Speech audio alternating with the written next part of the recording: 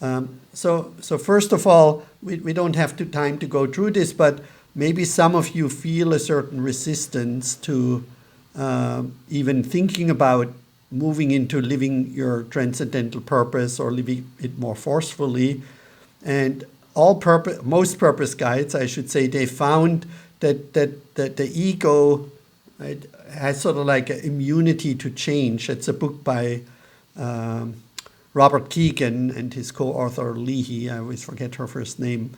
And they have this, in the book they describe this process of defining our goals and what we want to do to reach that goal. And then very often we do other things. So I just put in some examples here instead of pursuing the goal. And that has to do with hidden competing commitments that are mostly unconscious. And so they suggest to make these hidden competing commitments conscious.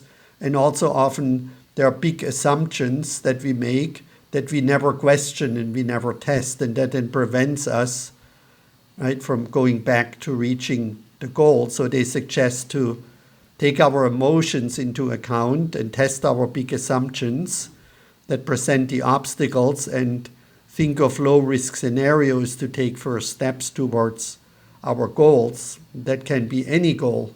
And if you're a change manager, change agent, and you're not aware of this book, I bought at least 10 copies for other people already. I find it very, very important and fascinating.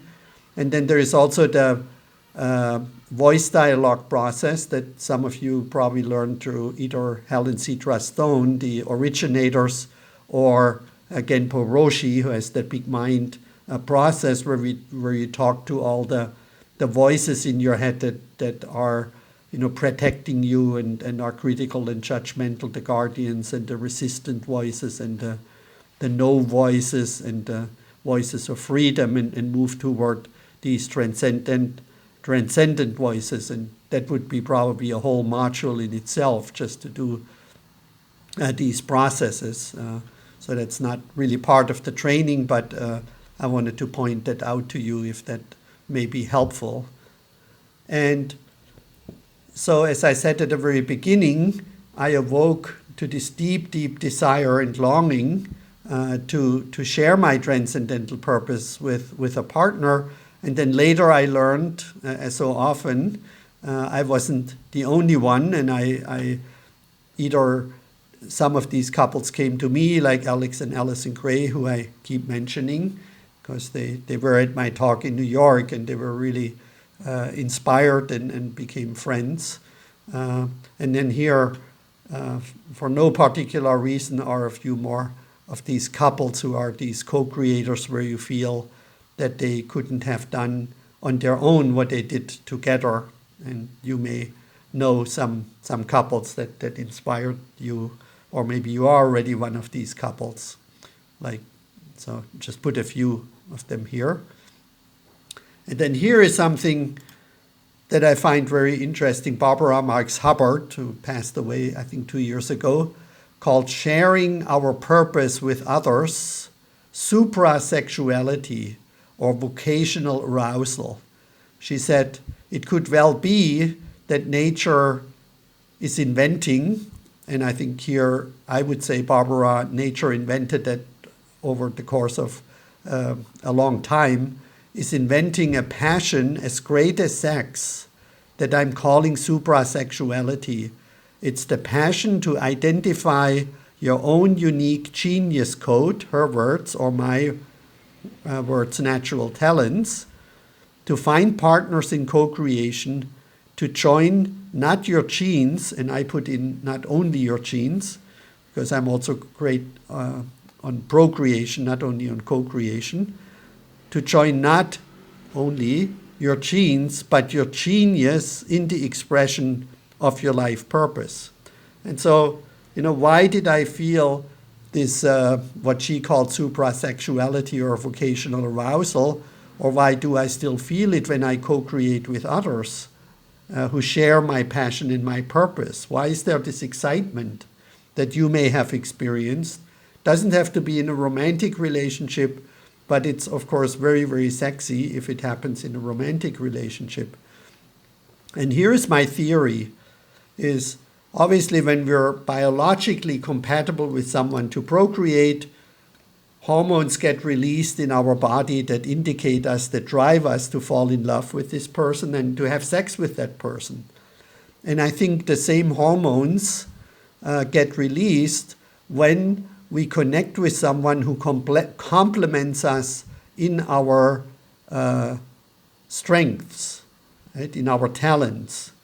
So obviously when we offer something, whatever we do, we create the best results if they're based in a high level of empathy, right? Understanding the needs and feelings of others, if they're applying the highest level of cognitive intelligence, if they're creative and aesthetically pleasing or creative in other ways, and if they're practical and functioning.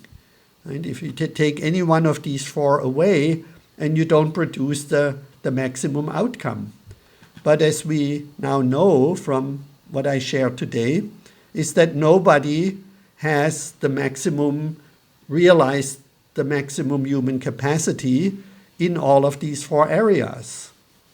Right?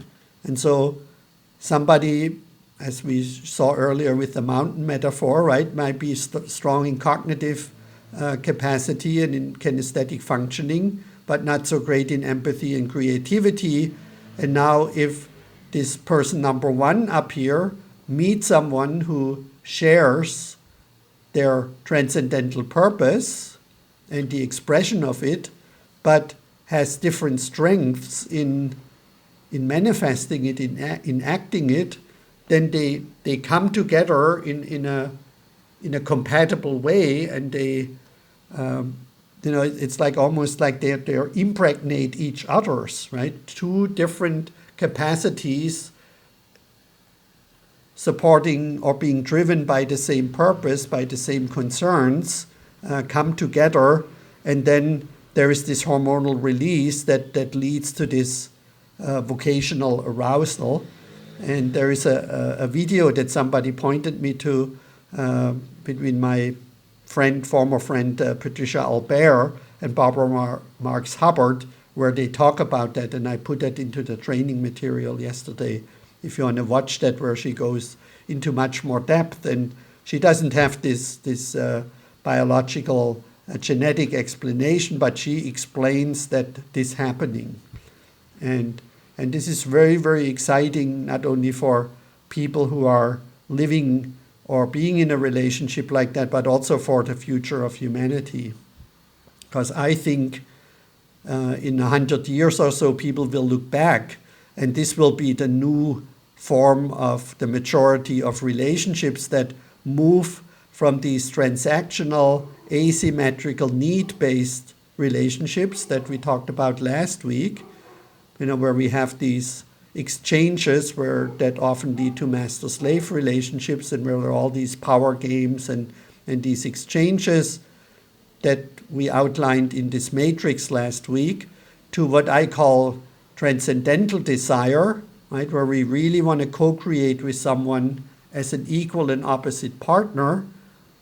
And then when we find that person, right, who shares our biological, transformational and transcendental purpose, and we have this complementary talents that then together allow us to really have the best level of empathy, cognitive intelligence, creativity, and kinesthetic functioning, right? Then we fall in love not only with the other person, like at a biological level, but we fall in love with what is uniquely co-created between us and our partner at a level of each of the 7 chakras. So we're switching from this to this, basically. And so here is the list, and I know we're running out of time, but here is always co-created lifestyle, co-created sexuality, power with versus power over, right? This ends the power struggle. I just listened to the book Cast, which just came out, And the woman just in one says, oh yeah, men have all the power. And then she moves on, right, over women, right? And this is this old, one sex having power over the other. And of course, men often think that females have all the power. And so we're getting out of the power over game and get into the power with game. Co-created shared care and emotional intelligence, co-created creativity, co-created wisdom, co-created non-dual advancements into novelty and spirituality. That's why I'm so excited about this, because this shared purpose opens us to these relationships by balancing and harmonizing our feminine masculine polarities, and of course bringing all our different strengths, also personality types and everything else we covered in the training. And then what's important is that this co-creation happens with someone, and I'm a little sorry about this, adding this complexity, but it is still the case that you need to be at the same level of consciousness development for this really to work. I tried this with people, and I felt maybe, well, she's kind of orange, but we share the same purpose, and so the relationship will work out, but it doesn't. I tested it a few times. It doesn't work. At least it hasn't worked for me. So that's why I put the developmental lines here into each of the 4 dimensions of being that we co-create at the level of the 7 chakras. And that leads us to the best image I can come up with, and that's the final image, this is what I see as an integral relationship, for short, or an integral relationship with a shared purpose, is that we have intimacy, passion, and commitment, and we have the shared purpose, hopefully transcendental purpose, that leads us to become co-creators at the level of all 7 chakras, between equal and opposite partners who not only love each other, like, see, this couple is still kind of looking at each other. And of course they love each other, but they love even more so what is co-created between them in unique ways and what they contribute to make the world a better place. Right, so you see the couple now here stylized. They're not just looking at each other, they're also looking into what is their shared contribution to the world. Not so much what do I get out of the relationship, what do I invest, but really what is our shared vision, what is our shared purpose, what do we contribute to the world. And that's what I feel very passionate about, to promote this vision and to support singles and couples to move in the direction, if they're not only living that, to be able to live relationships like that.